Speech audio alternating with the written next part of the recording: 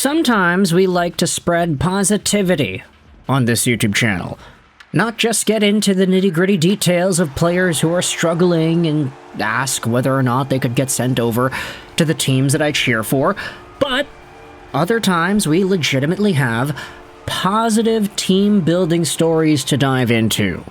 And this video is going to be more of a fluff piece, if I'm going to be honest, because I wanted to talk about a guy who has been making a pretty significant impact with the Montreal Canadiens in a way that folks might not necessarily recognize if they were to just think about it off the bat. Today, we're talking about a post made by Go Habs Go 31 on the rhabs subreddit talking about Alex Newhook. This season, the guy has 5 goals, 4 assists, and 9 points in 12 games, 8 even-strength points, 15 minutes per game, and about 157 PK minutes per game, all at 24 years old. And if you were to take a time machine all the way back into the 2019 NHL Entry Draft, and if you told me specifically, hey, in 2025-2026, Alex Newhook would be on pace to being roughly a 30-goal, 60-point top 6 forward in the National Hockey League, I would have been like, okay, that's pretty reasonable. I mean, maybe a little bit lacking compared to what we thought the upper ceiling was, but there was really good reason to believe in Alex Newhook back in 2019. And if you wanted to see just some of the commentaries that we made about this guy, well, the Why I Want is indeed available for you all the way back from 2019 and that season's worth of draft content. I remember making the Why I Want video. We spoke very highly about Newhook and his profile, and the big label that we had on him at the time was that he was the almost Jack Hughes and Connor McDavid. And you might be looking at that in 2025, you're listening to my voice and you're saying, wait a minute, what the hell? You're saying that this guy was ever going to be that good? No, watch the videos from 2019. It's not like we said that he was going to be Jack Hughes. We said he was almost like Jack Hughes. Because the biggest thing that those guys did, and still do to this day, the Jack Hugheses, the Connor McDavids, the Nathan McKinnons, what they do in the NHL is they dominate the game with their speed. Connor McDavid is the best example of this, but Jack Hughes, when he was in the NTGP in 2018-19, would just zip around the offensive zone like it was nobody's business. He played with tremendous pace, and he could outskate anybody. He was agile, he was quick, he could turn on a dime, and he had the playmaking, vision, IQ, shot, and everything else to boot, which made him the total package of an offensive force, despite not being a big, strong, chunky, muscly dude. He was slim, he was thin, he wasn't really tall, but he had this crazy work ethic in his feet, and his hands could keep up. Connor McDavid, of course, is able to embarrass NHL lineups on the regular.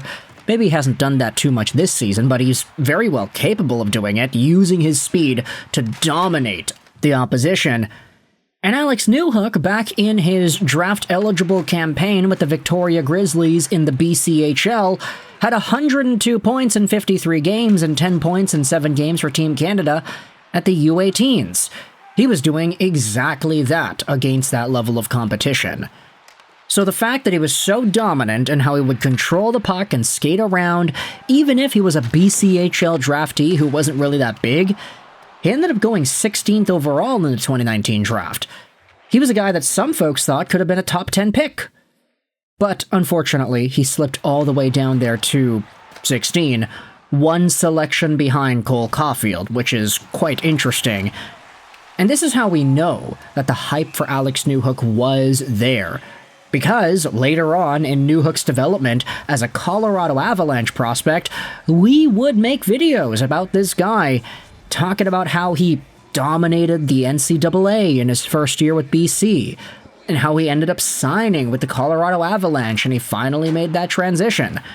Those videos got a lot of views, and I think you've probably noticed there aren't really too many Colorado Avalanche fans who tune into these videos. That just happened to be a topic that people wanted to listen to. Alex Newhook was a new generation mold of skater and prospect that was set to becoming a potential Jack Hughes light kind of guy. If everything worked well, he could have become a first-line center. Maybe not a top-tier one, but a guy who could maybe consistently get 65 or 70 points. And now, he's not really a center in Montreal. He's more of a winger, playing with Demidov, etc., etc., but he's been showing off tremendous improvement. From last year over to this year, he's taken that success, and he's running with it. The comment section and the Reddit thread are all saying similar things. Take a look at this thread over here. Newhook's a good player, a hard worker, but Demidov is making him better, which is perfect because it means he can click with high-level players, which is a great skill to have, and also be good on the PK by his own right. Some folks are saying that his defensive game has improved quite a bit, little things here and there which are resulting in more offensive chances. He's also capitalizing on all the chances that he's getting, and the fact that he's playing with Ivan Demidov and they click is one of the biggest contributing factors here. And honestly, I'm not too surprised that Newhook can play with top-tier talent and excel in that role. He was playing in BC multiple years ago, the Boston College Eagles, and he was playing with some pretty good talent over there. Matt Boldy was a teammate of his. Inevitably, he played in the Colorado Avalanche system, which of course boasts Makar, McKinnon, at the time Mikko Rantanen, lots of really talented names there. Yes, it's true, Newhook wasn't like a first-line staple guy, but he was on the team when Nazem Kadri and Burakovsky and Landeskog all helped them win the Stanley Cup. So Newhook legitimately was a Stanley Cup champion back in that time frame for the Colorado Avalanche. And to think he's only 24 years old, he's still got some more growth to go through. I'm not saying that he's ever going to achieve the ceiling that we laid out for him back in 2019, but if he can continue on the pace that he's at right now, get himself 30 goals in a season, get himself 60 points on a year. If he can do that year in and year out in the middle six at $2.9 million a year, I'd say that's really reasonable. And for Alex Newhook himself, you know, that contract he's on, it expires at 2027, so he does have some time to bolster up his stock and become a little bit more expensive as the years go on. But with the cap going up and with the fact that Suzuki, Caulfield, Slafkovsky, and Hudson didn't really take huge paydays, I think it's probably going to be within Newhook's best interest to not take the most money possible too, right? But with that in mind, I want you to let me know your thoughts in the comment section below. How do you feel about the sudden and very welcomed improvements out of Alex Newhook, and how do you think this relates to the conversations we were having about him years ago, that he could be that guy who controls the offensive zone with his speed and that is able to create offense out of nothing? Maybe he's not necessarily doing it like that, but he works well with Ivan Demidov. They pass to each other. There's a good level of chemistry that's been achieved so far.